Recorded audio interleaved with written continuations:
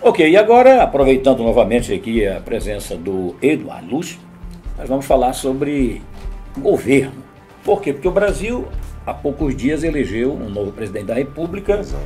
E, concomitantemente com isso, um novo Congresso, né? Novos governadores foram eleitos. Então, estudioso no assunto também, eu queria ter a sua avaliação, inclusive este assunto também está sendo publicado pelo impresso Jornal Exato. Impacto, em relação ao novo governo, novo presidente, do novo governo, a né? composição do novo ministério já com um time de mais ou menos 15 definidos. Exato. O senhor já tem uma avaliação disso? Temos, sim.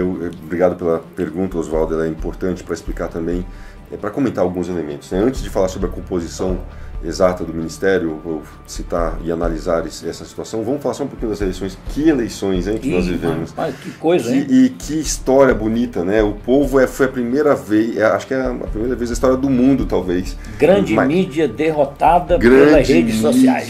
Exatamente. Um candidato que há mais de 10 anos atrás não era conhecido, não era visto, ele era o baixo clero do baixo clero, era uma pessoa que não era conhecida, não tinha chances de vencer, e de repente surge do nada. Que história linda é essa do senhor Jair Messias Bolsonaro, né? A sua candidatura é meteórica, né? A forma como ele cresceu tanto usando mídias sociais, basicamente, na verdade, rompendo os grilhões de uma narrativa histórica autoritária, né, uma narrativa histórica que queria impor e ainda tenta impor uma única perspectiva sobre a história do Brasil, sobre o que aconteceu no período de 64 a 85, que eles chamam de ditadura militar, e que hoje está sendo pelo menos questionado, né? Pelo menos questionado. Já existem pessoas que levantam uma série de questionamentos.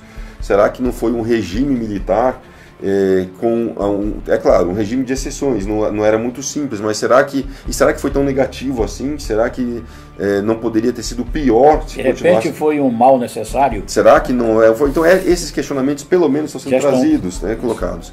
Bolsonaro fez uma campanha absolutamente meteórica, foi impressionante, já era previsto por muitas pessoas, eu mesmo sabia que iria acontecer com ele exatamente o que aconteceu com o senhor Donald Trump nos Estados Unidos, que se elegeu também contra a mídia, que se elegeu contra todas as forças que lutavam contrário à sua candidatura, com uma diferença: Donald Trump é bilionário. Bolsonaro não é nem milionário. Bolsonaro é um político tradicional, tem lá 27 anos de Congresso Nacional. Eu mesmo já estive com ele em 3 ocasiões na última década, né? Conversei com ele em 3 ocasiões e não posso deixar de me alegrar em ver a população brasileira, a ascensão dele e o povo dando um suporte incrível, né?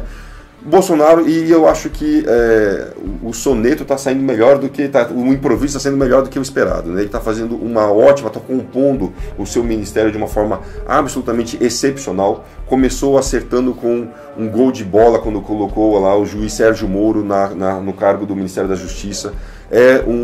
O Sérgio Moro é um herói nacional, porque foi um juiz de primeira instância, um juizinho, como já tentaram dizer ali, que colocou atrás das grades. Não só ele é muito criticado porque ele colocou Lula atrás das grades, mas ele colocou dezenas de outros corruptos e corruptores, né? Ele perseguiu como juiz ali bandidos que tiravam do nosso erário público, né, recursos importantes que iriam para obras públicas, que deveriam ser destinados à educação, à saúde, obras públicas. Ele conseguiu retornar a Lava Jato, a Operação Lava Jato, conseguiu retornar bilhões de reais para o Brasil, milhões, não sei exatamente o número certo, mas conseguiu recuperar os cofres públicos, aquilo que teria sido roubado em mais de uma década. Então ele é um herói nacional e é a estrela-chave ali do Congresso, a estrela-chave do Ministério Bolsonaro. Mas não é o único. Temos outros ministros que foram e são respeitados nas suas respectivas pastas, né? O general Heleno, por exemplo, é um deles, que vai assumir o Gabinete de Segurança Institucional. É uma pessoa absolutamente capaz. Eu estive com ele na semana passada e pude ver o quanto ele é capaz para assumir e prometer e assegurar segurança ao presidente, segurança a todo o seu staff, né? Toda a sua o seu time de ministros, né? Ele cuida da segurança presidencial. Também estive com a ministra da Agricultura, a ministra Tereza Cristina, que também é uma pessoa absolutamente apta ao cargo que exercerá a partir de 1º de janeiro. Ela atualmente é a presidente da FPA, da Frente Parlamentar da Agropecuária.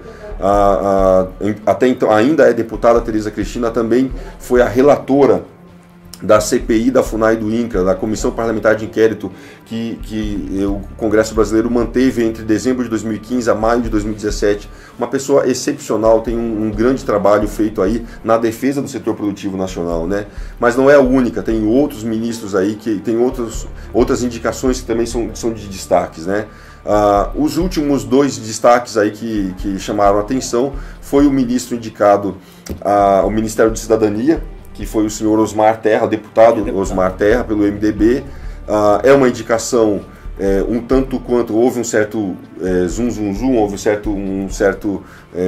houve reação, uma reação. Porque ele foi ministro do Temer, né? Isso, e também porque não era exatamente ele o nome que um determinado setor da sociedade estava querendo, né?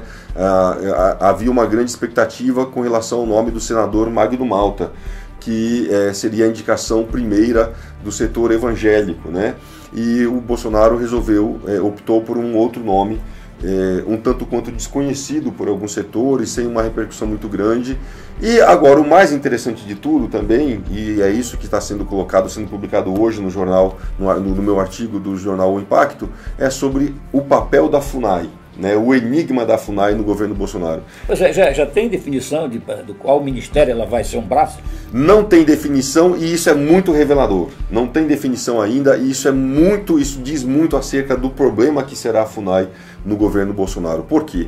Porque a FUNAI, na verdade, vai ser provavelmente o principal núcleo da resistência, dessa turma que quer fazer resistência a Bolsonaro, dentro dos órgãos da máquina pública brasileira. A FUNAI certamente será o órgão público de onde partirão os piores golpes contra o governo Bolsonaro. E Bolsonaro tem ciência disso. Bolsonaro sabe muito bem que é de dentro da FUNAI que sairão os boicotes, que sairão cartas notas de repúdio contra o governo Bolsonaro e coisa do tipo, auto-exoneração, funcionários públicos pedindo para sair da FUNAI, coisa do tipo e tal. Então o Bolsonaro sabe que vai ser um espinho, vai ser uma coroa de espinhos a ser cuidada ali. Ou seja, é um abacaxi, a FUNAI é um abacaxi complexo, vai ser uma coisa muito quente na mão do Bolsonaro.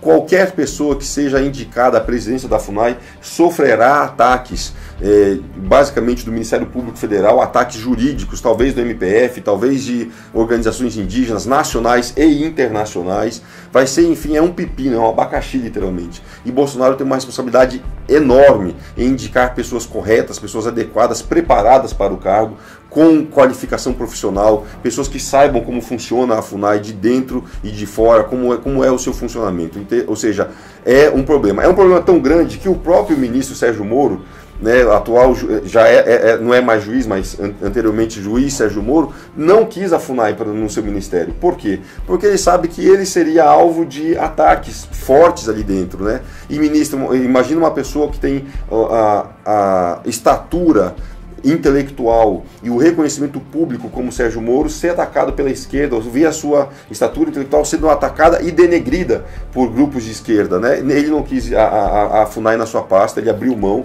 e ainda não se sabe para onde ela vai. Quando estive com o atual ministro general Augusto Heleno, a tendência era que a FUNAI fosse parar na mão do Ministério do Meio Ambiente. A tendência era colocar a FUNAI no meio ambiente.